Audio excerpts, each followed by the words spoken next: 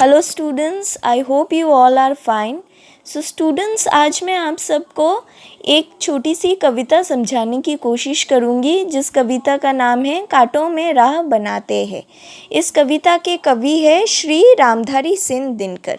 सो इस कविता में कवि ने हमें ये समझाने की कोशिश की है कि जब भी विपत्ति हमारे मार्ग में आती है तो सबसे पहले कायर को ही दहलाती है, यानी कि कायर ही सबसे पहले विपत्ति को देखकर डर जाते हैं।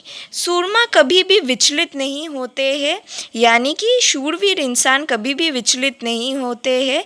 वो थोड़े से देर के लिए भी अपना धीरज नहीं खोते हैं, वो धैर्य के साथ हमेशा आगे बढ़ते रहते हैं। वो हर विघ्न को गले लगाते हैं और कांटों में ही अपने लिए राह बना लेते हैं। दूसरे पंक्ति में कवि ये कहते हैं कि है कौन विघ्न ऐसा जग में, यानी कि ऐसा कौन सा विघ्न है जो आदमी के मग में टिक सकता है। अगर आदमी चाहे तो अपने मार्ग से हर विघ्न को वो हटा सकता है और वो पर्वत को भी उखाड़ सकता है। अगर वो ठान ले, अगर वो निश्चय कर ले, तो कोई भी विपत्ति उसके मार्ग में ज़्यादा देर तक नहीं रह सकती। मानव जब जोर लगाता है पत्थर पानी बन जाता है। मानव अगर अपने धैर्य के साथ जोर लगाता है तब पत्थर को भी वो पानी बना सकता है, यानी कि कोई भी मुसीबत उनके मार्ग में नहीं रह सकती है। वो हमेशा कांटों में भी राह बना लेता है। गुण बड़े एक से एक प्रखर, मतलब बहुत से तेज एक से एक गुण आदमी के अंदर छिपे हुए हैं।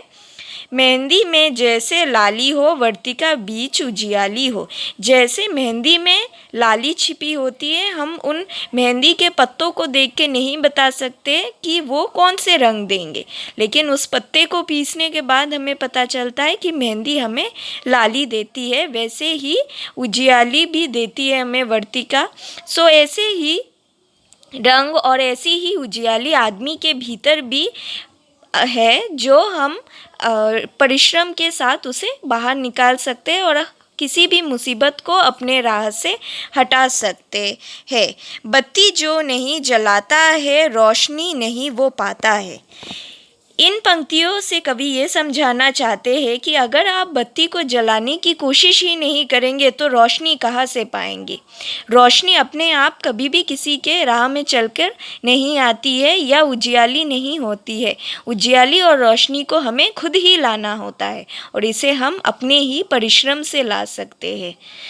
जैसे कि कवि ये समझाना चाहते हैं कि हमें परिश्रम करते रहना चाहिए, मुसीबतों से कभी डरना नहीं चाहिए, हमें उन्हें खुशी खुशी गले लगाना चाहिए और अपने मार्ग से हर मुसीबत को हटाना चाहिए। तो इस कविता में हम इतना ही पढ़ेंगे।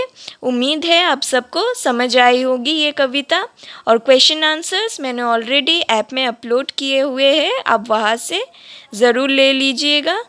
So thank you.